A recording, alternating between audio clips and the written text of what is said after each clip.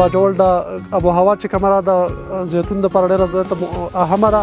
دسمبر نه واله تر د فروری پورې دته کم پیریډ میلاو شي د کم ته چې ډارمنګ سي و آرام وي کله چې دې ته د آرام پیریډ میلاو شي نو دې باندې به لکه ګل راځي او د ګل د راتلو دپاره انتهایی ضروري خبره ده چې د دپاره د 10 نه واله تر د -2 ډیګري سنټیګریډ پورې دته ټمپریچر میلاو شي. نیو مرج ایریا چې زمونږ څومره دی هغه کې به دا ماحول میلاویږي زیتون ته څنګه چې باجوړ کې هغوی ته میلاو شوی دی. कि हमने एक सर्वे किया आलिव में एक्सपर्ट था, उसने कहा कि बाजवड़ जैतून के लिए इतना फेवरेबल है जितना कि स्पेन और इटली है. तो हम खैबर पख्तूनख्वा गवर्नमेंट ने हमें एक स्कीम दिया. स्कीम का नाम था olive production and promotion and tribal district बाजवड़.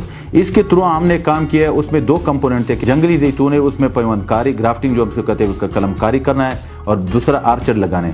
उसके थ्रू हमने कोई 2,50,000 हमने जंगली जैतून की पैवंदकारी की है और कोई 150 एकड़ पे हमने बागात लगाए. कम चमंग सरा په باجوړ کې آلریډي اویلیبل ځنګلي زیتون دي. دا غي چمنګ سره کومه هغه انیشل ډیټا راځي نو په هغې کې زموږ سره د ګرافټ پرسنټیج د 80 نه واخلي 90% چې دلته د اګریکلچر ایکسټنشن ډپارټمنټ باجوړ سره یو اولیب ایکسټرکشن یونټ هم دی. نو زمیندار په دې ورځو کې خپل فروټ پیکینګ کوي بیا په دې ماشین یا د دې یونټ په ذریعه باندې د زمیندار لپاره تیل وباسو. چې کوم ځنګلي زیتون دي د دې چې کوم د میوې د ورکولو کوم دغه دی هغه ډېر زیات لیټ دی.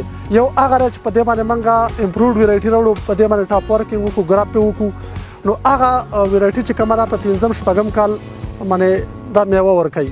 بله دا چې کوم قدرتي زیتون دي د دې دانه وړی په دې کې چې کوم آیل کنټنټ دي دا کم دي. چې کوم امپرووډ ویرایټي دي کوم چې موږ د سپین او د ایټلي نه راغوښتي دي میډل ایسټ هم راغوښتي دي نو په هغه کې آیل کنټنټ هم سیوا دي بلکې دا موږ د مختلفو مقاصدو لپاره پروسس کولی شو. او د باجوړ زمیندار ته د دې پیدا داره چې د زیتون نه بعد د دوی آمدن یو په 10 بلکې یو په 20 به د دې آمدن ښیي.